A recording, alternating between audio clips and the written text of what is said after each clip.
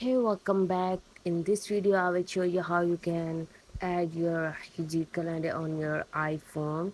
So the tutorial is very easy. Just catch up the whole tutorial.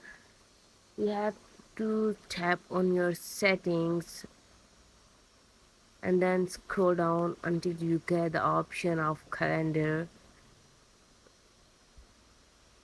Here you will see the option of alternative calendars and then just tap on it.